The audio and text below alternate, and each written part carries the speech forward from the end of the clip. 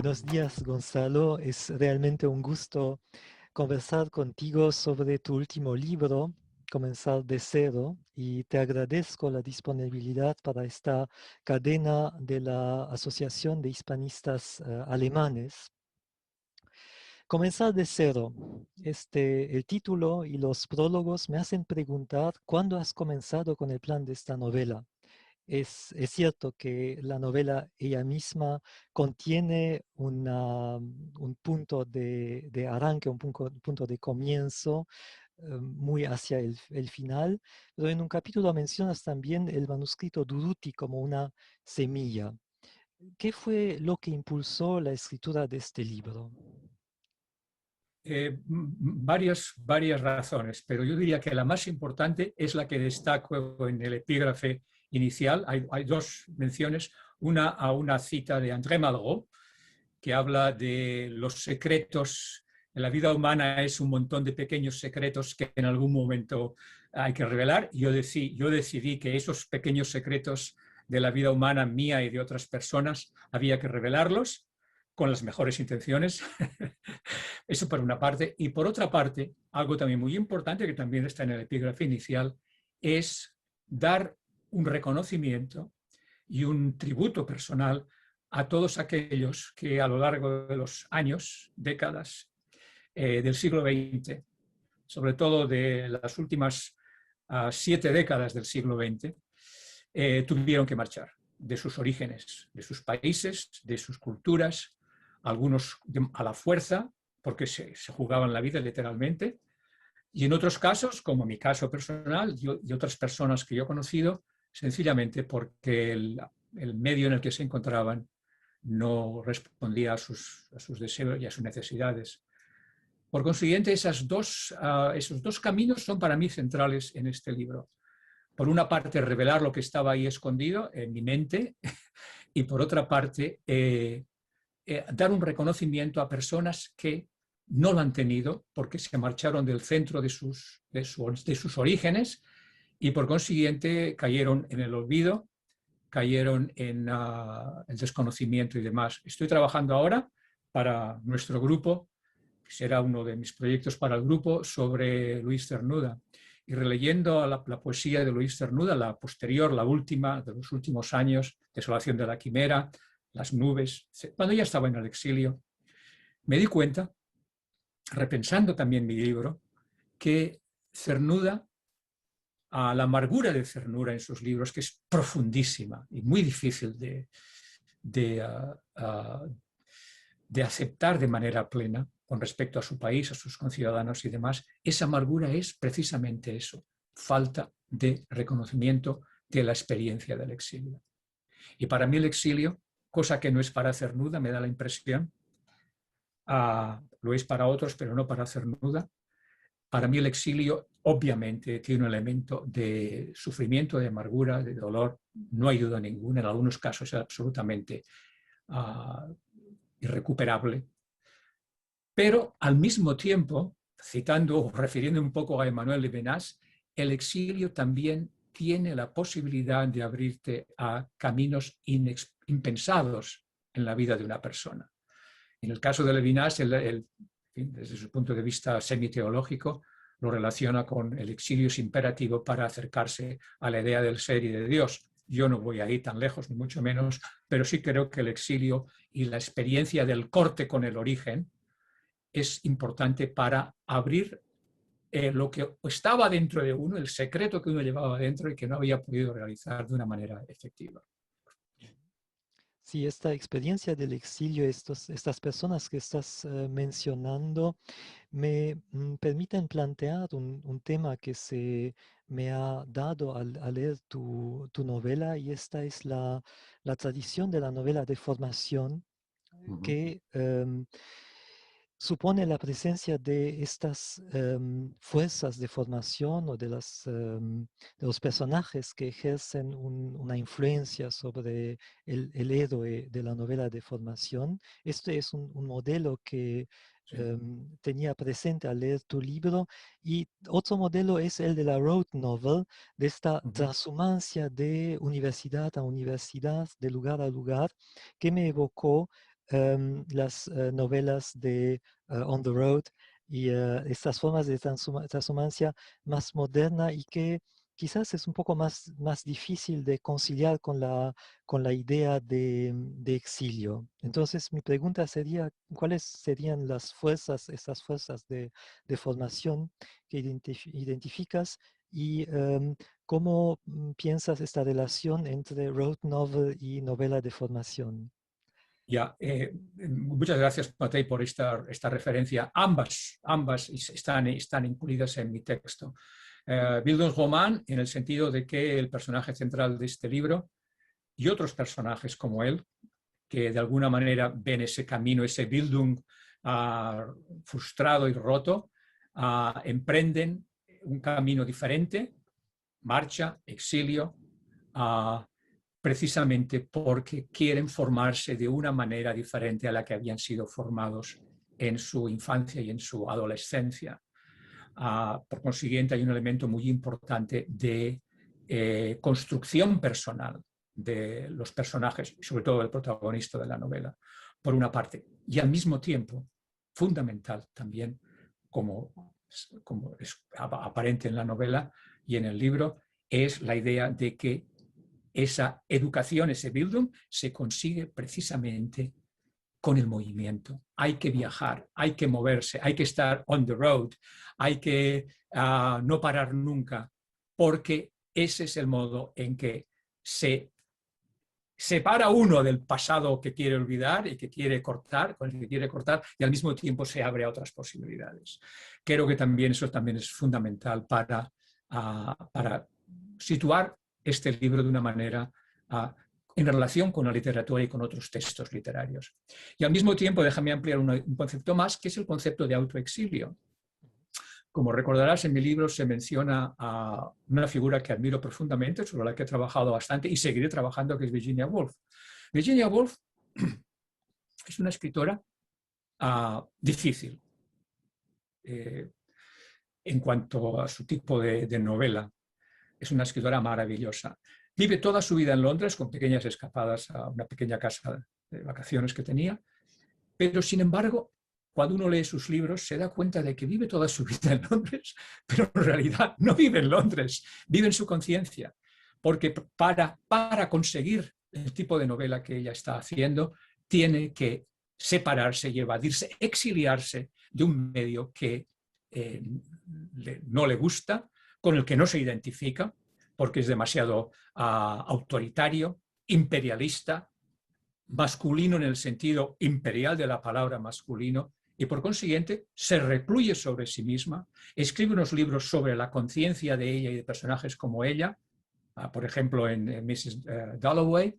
La protagonista de Mrs. Dalloway es una protagonista absolutamente irrelevante desde un punto de vista social y cultural, y sin embargo ella la convierte en un personaje muy importante. El elemento del autoexilio. Y este personaje en mi novela es un personaje que para sobrevivir necesita autoexiliarse, necesita cortar con un sistema educativo que espero que haya sido evidente. He tenido reacciones al respecto en su adolescencia, religioso, con los padres salesianos, con la universidad, realmente infame, porque era el sistema educativo del franquismo y sobre todo del primer franquismo, que es el que él tiene que experimentar. Por consiguiente, yo diría Bildung, on the road y al mismo tiempo self-exile, la idea de autoexiliarse para romper con un medio que no nos gusta y que en realidad nos traumatiza y nos limita. Entonces dirías que el exilio comienza ya en Barcelona, ¿no? Claramente, este personaje no hubiera sobrevivido sin la idea de refugiarse sobre sí mismo para romper con algo que no le gustaba. Piensa en otro personaje de mi novela, que me lo han mencionado varios lectores ya, Luis Aguilar. Luis Aguilar es un personaje que no puede autoexiliarse, compañero del personaje central, que por cierto es innominado deliberadamente porque este personaje es un personaje que recoge toda una generación que pasó esa experiencia. Luis Aguilar no puede encontrar ese autorrefugio, ese autoexilio. Y sabemos cómo termina. Es un destino Dramáticamente, trágico, sí. trágicamente, ¿de acuerdo? y termina trágicamente al mismo tiempo refiriéndose, otra mención literaria muy importante en mi libro, a Cesare Pavese. Y de Cesare Pavese, ¿cuál es el libro que elige como su referente, como su Biblia personal? Il mestiere da vivere, el oficio de vivir. Un oficio en el que Luis Aguilar, que es un doble de una persona que yo conocí en la universidad, el oficio de vivir para Luis Aguilar es realmente insoportable y termina trágicamente como ocurre en la novela. Sí, me parece muy, muy llamativo el hecho de que estás presentando sin ningún encubrimiento la tragedia que hay en este exilio interior y también en el exilio mismo. No es así un relato, digamos, triunfalista del exilio No. o algo como una forma de presentar el exilio como un transtierro simplemente. Me parece que estás más cerca de la visión de Guillén que habla de destierro. Cierto, cierto. También me gustaría mencionar, porque también he trabajado sobre él recientemente, a otro exiliado español muy importante que es Pedro Salinas. Pedro Salinas, bueno, como tantos, como Cernuda, como otros, como María Zambrano, que también me interesa mucho, de los españoles. Luego están otros, pero en fin, de los españoles son estos los que me interesan sobre todo. Pedro Salinas viene a Estados Unidos, tiene la gran suerte de encontrar un excelente trabajo en la Universidad de Massachusetts y vive, fíjate bien, vive todos los años de la Segunda Guerra Mundial en Estados Unidos, la bomba atómica en Hiroshima y Nagasaki, la Guerra Fría más brutal, etc. Y sin embargo, su poesía de esos años, no la previa, de esos años, recoge ese drama de esa época, pero al mismo tiempo la posibilidad de que a través de, en su caso, la poesía y el arte, crear un marco diferente que posibilite el diálogo y la concordia subliminal, si tú quieres, en una humanidad destrozada como era la Europa y el mundo en los años late 40s, en los últimos años 40, ¿de acuerdo? Que es cuando escribe estos libros todo más claro de otros libros de esa época, ¿de acuerdo? Esa es una visión que yo quería también potenciar en el exilio, ¿de acuerdo? Porque la visión del exilio como un gran drama es absolutamente cierta, yo no la disputo en absoluto, pero además de esa visión yo quería añadir otro aspecto del exilio que me parece también muy importante. Recordarás que hay una referencia en el libro a Mauthausen. Se alude a el tío del personaje central, Sí, sí. que recordarás se une a la resistencia francesa, es apresado por la Gestapo, llevado a Mauthausen, supera Mauthausen, años en Mauthausen, y sin embargo, cuando regresa a Barcelona, liberado por los americanos, muere al poco tiempo por la tuberculosis que había contraído en Mauthausen. Y es emocionante ver la foto de este tío contigo o con el personaje, el protagonista niño. Exactamente. Pero es interesante, es el drama absoluto de verse exiliado de esa manera, brutalizado en un campo de concentración terrible, superar el campo de concentración y finalmente sucumbir a ese campo de concentración de manera transferencial en Barcelona cuando ya había regresado a ese país, a su país. Y ambos están ahí, las dos orientaciones están ahí. Sí, efectivamente hay una dimensión histórica, un largo aliento histórico, digamos, en la que se ve una continuidad de la historia del siglo XX como historia de exilios, ¿no? Sí. De desplazamientos forzados de varias formas, que también producen cicatrices dentro de una familia que es la tuya. Exactamente, exactamente. Cierto. Y al mismo tiempo has mencionado el siglo XX como un siglo de exilios, lo es, sin duda ninguna, pero estamos en el siglo XXI. Y de otras maneras estamos viendo una prolongación del mismo sistema y del mismo formato. Desde otras perspectivas, la inmigración ahora ya no es de Europa, sino de otros lugares del mundo, de otros continentes, de otros lugares del mundo, pero el trauma del exilio y la recuperación que impone el exilio de alguna manera a los que lo superan, a los que sobreviven, sigue siendo ahí. Por consiguiente, he dicho, mi homenaje es un tributo a todos los que se han visto forzados a el viaje en general. Sí, es un libro muy actual que yo también lo he leído así con vistas Sí. a la migración forzada que hay hoy día en un nivel transatlántico, transcontinental y también en el interior de América, desde luego entre Oh. Mesoamérica y los Estados Aquí yo, Unidos. ya sabe, yo vivo en California, en el sur de California, y bueno, es una situación absolutamente diaria, ¿de acuerdo? Afortunadamente ahora estamos con una administración, la administración Biden, que está adoptando una actitud muy diferente, pero como dices tú, es un tema diario, cotidiano en California, donde yo vivo, en el sur de California, donde yo vivo. Y en otras partes del mundo, no solamente en España, en el sur de España, desde África, etcétera, etcétera, en Italia, etcétera, etcétera. Sí. Ahora, para cerrar esta conversación, me gustaría hacerte una pregunta como una pregunta dirigida al profesor universitario, Muy que bien, que lo con, soy. con cierta experiencia en las academias de Estados Unidos, de Europa, Sí. ¿cómo ves el porvenir de nuestra disciplina y qué serían los consejos que darías a un joven estudiante hoy, o a una joven estudiante hoy? Mira, es un truismo, Saba de Soie, decir que las humanidades están en crisis. Bueno, ya lo sabemos, todo es algo general, es un commonplace, ¿no? Ah, pero acabo de dar un seminario avanzado el trimestre pasado aquí en California, encerrado desde mi Zoom, como todos, sobre la literatura y la ciencia.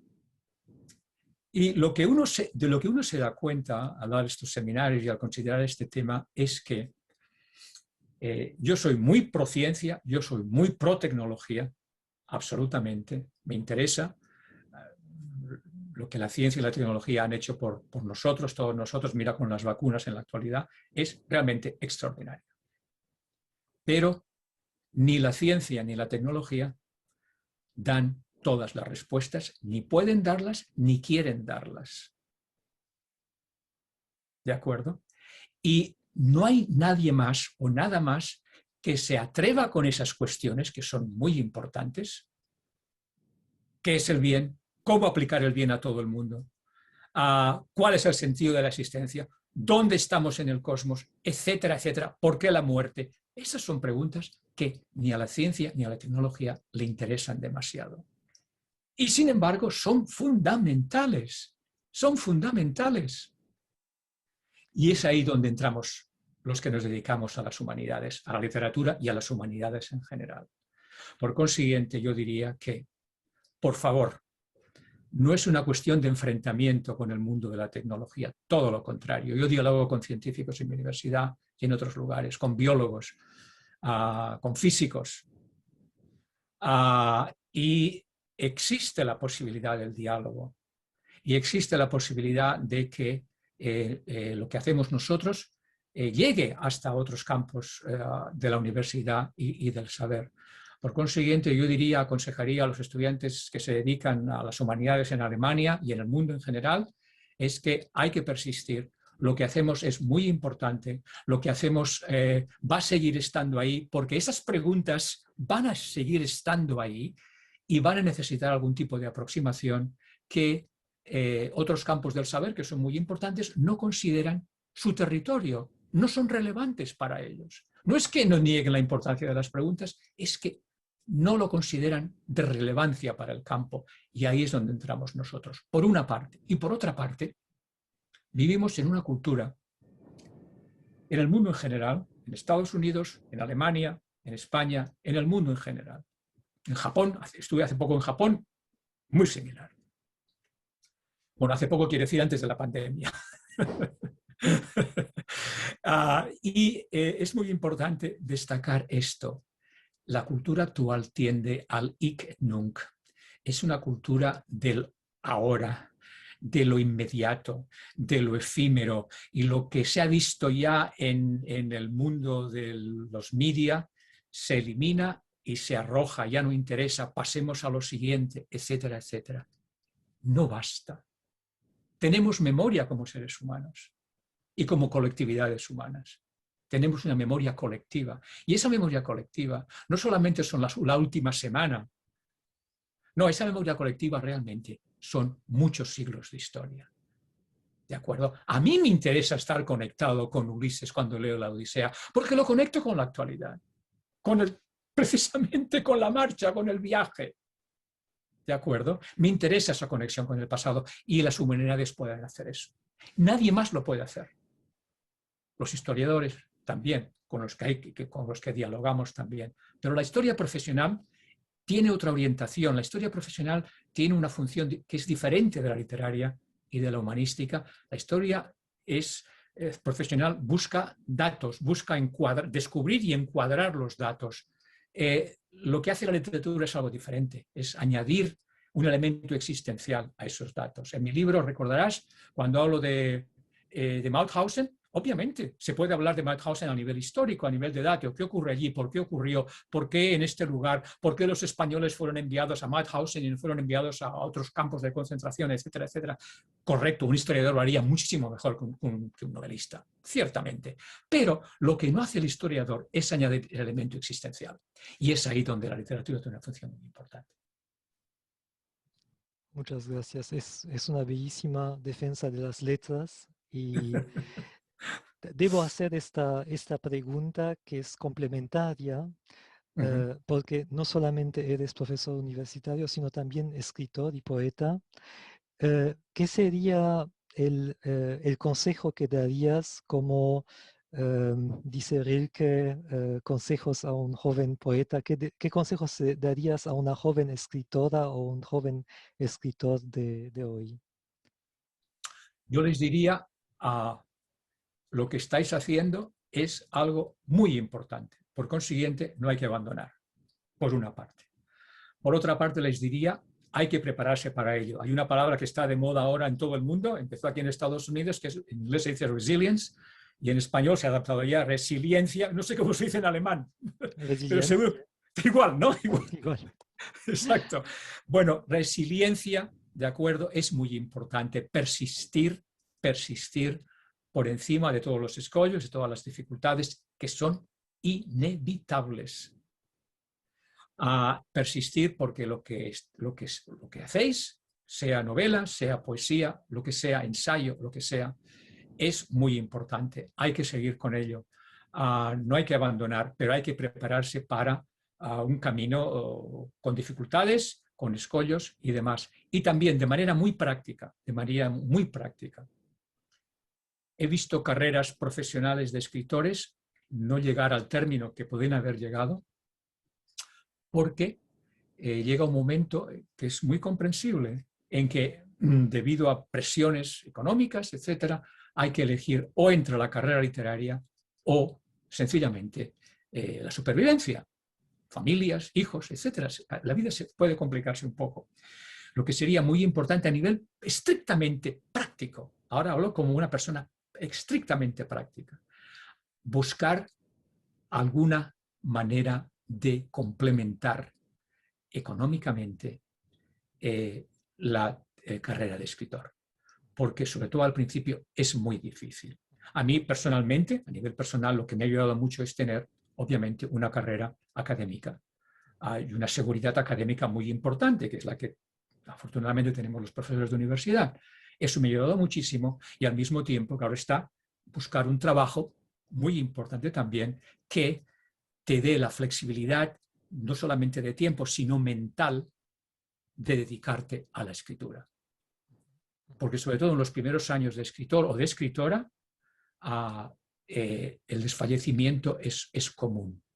El que envíes algo, no te lo publican, no aparece, etcétera. Eso tiende al desánimo. Si al mismo tiempo, además de eso, tenemos preocupaciones económicas serias, graves, la cosa se multiplica. Y he visto algunas carreras potenciales cortarse precisamente por ello. Entonces, un elemento, un consejo, una opinión de tipo general, que he dicho antes, resiliencia, persistencia, esfuerzo, y de tipo práctico, buscar un complemento para los primeros años de carrera como escritor o escritora para complementar, para apoyar económicamente la tarea literaria.